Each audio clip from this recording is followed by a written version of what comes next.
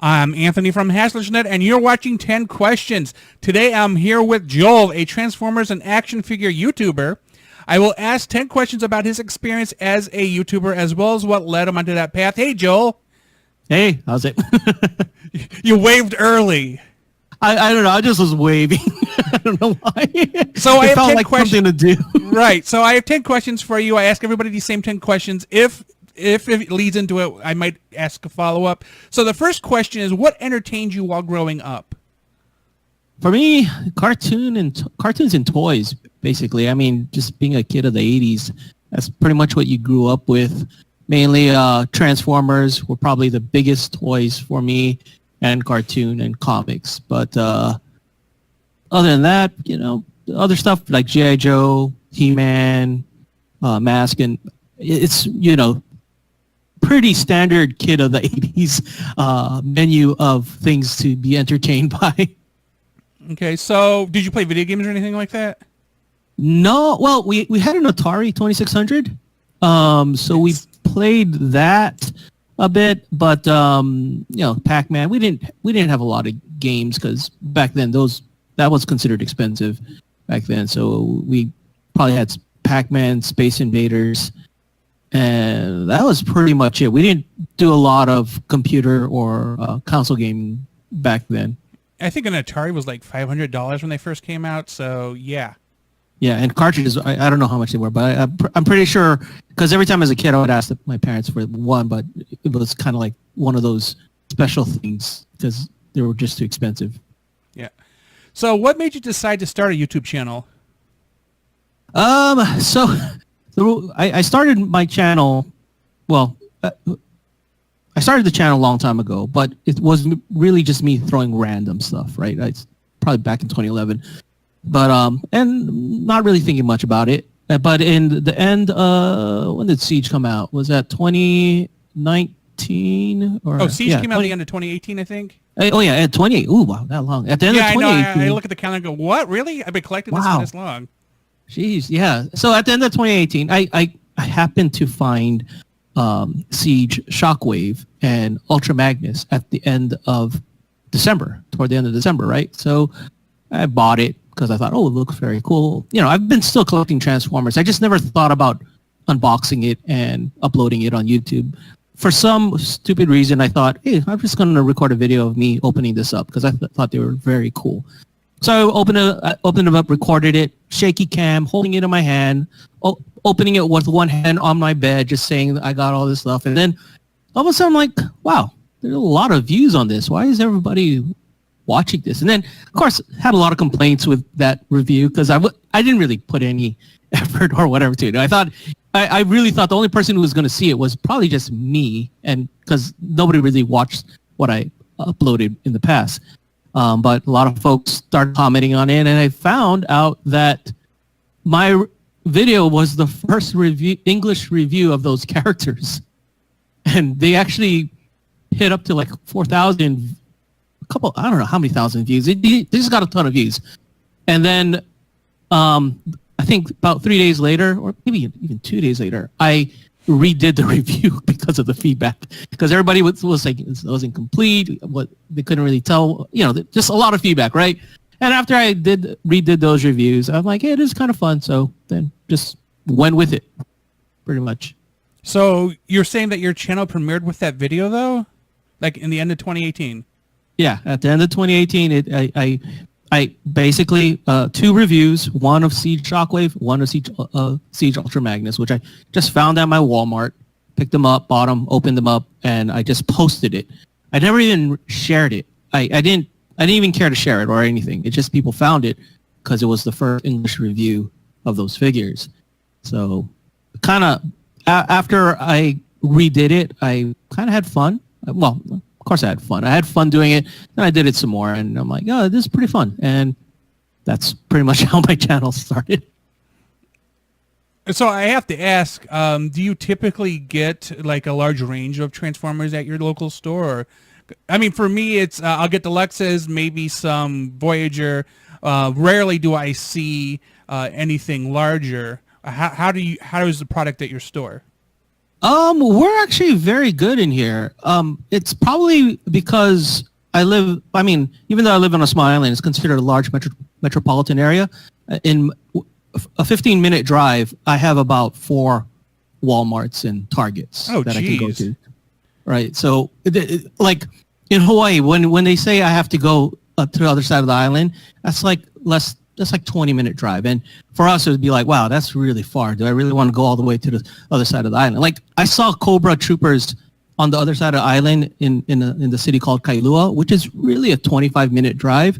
And I didn't want to go because I thought it was too far. For people who are watching, he's in Hawaii, and everything Hawaii 5-0 says is the lie about distance. Oh, yeah. There's this one scene where they're doing a chase on a bridge that looks as if it's like so many miles long. And I was talking with my wife. I saw that scene. I'm like, hey, that's the bridge to Pearl Harbor. That's the Fort Island Bridge. Probably 2 miles long. But the way they made it seem like they just had this long car chase going on. I'm like, wow, TV made it look like that we have a really long bridge on this island when we don't. Like everything on this island, from where I live, you can get to within 20 to 25 minutes. Wow. Yeah. So yeah, Hawaii 5 really, just like anything on TV magic. Okay, so other than those unboxing, what were your initial channel offerings? Now, I noticed you do toy reviews. You do some customizations. You did a wave reef cap for the Transformers. You gave it a try, and then as you did mention, you do other things. So you don't do just the Transformers.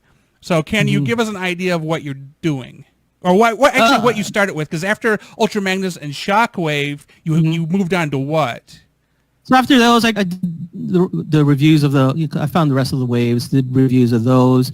And I have a background in tabletop gaming, so I do used to paint a lot of Warhammer, 40K and all that stuff. And I was looking at the Siege figures, thought they were pretty cool to customize, so I did some weathering and customizations, and those do pretty well. I think a lot of folks, I think a lot of my customization videos get a lot more traction, so a little bit of that. Wave recap, honestly, whatever kind of I feel like sharing, to be honest. Whether it gets views or not. I mean, I don't know if you've seen on my channel. I did a 30-second video to let folks know if Siege Optimus Prime, Earthrise Prime's trailer could fit on Siege Optimus Prime, and it does. I don't think there's a hitch. No, it was just a simple video where I took Earthrise Optimus Prime with the trailer, moved it, removed cab, put Siege Optimus Prime, and then rolled off with it. And I think that thing got about 1,000 views. So the Siege Prime does have a trailer hitch on it?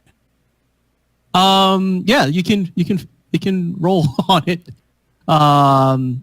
Can put Earthrise Prime's trailer on Siege Prime. Okay, because I already did the pre-order for Nemesis Prime and the spoiler pack too, so I was kind of like, oh, maybe I can get him to steal the trailer, you know? Oh yeah, you can. Right. But yeah, that's pretty much.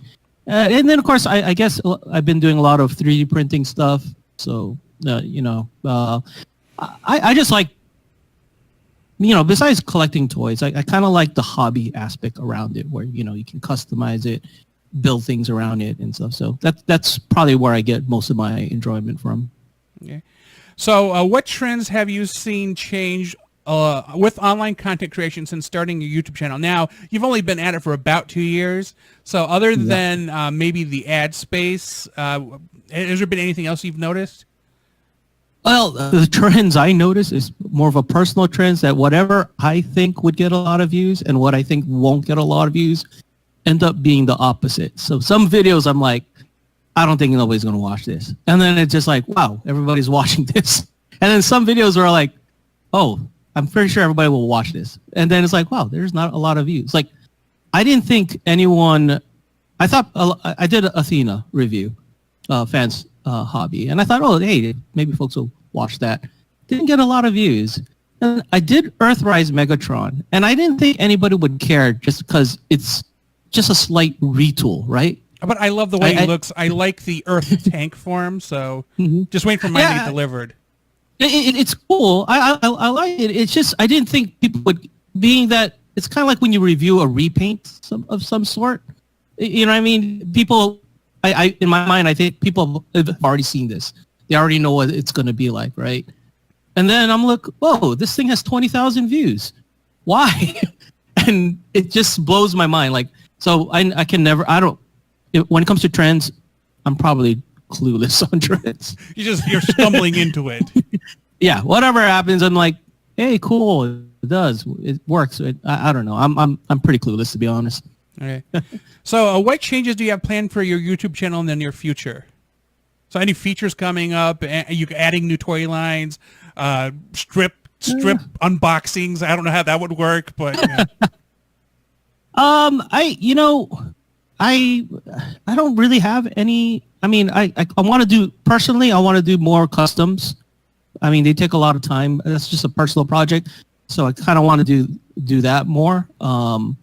As far as new toy lines, I'm kind of whatever catches my eye right now. Right now, it's just like G.I. Joe, Masters of the Universe, and I got some that Thundercats in, but a lot of times I get stuff I don't review. I mean, a lot of times I only, if I don't feel it, I don't review it. And it's not that I think the toy is bad or anything. It's just some toys are really awesome, but they're not enjoyable to review.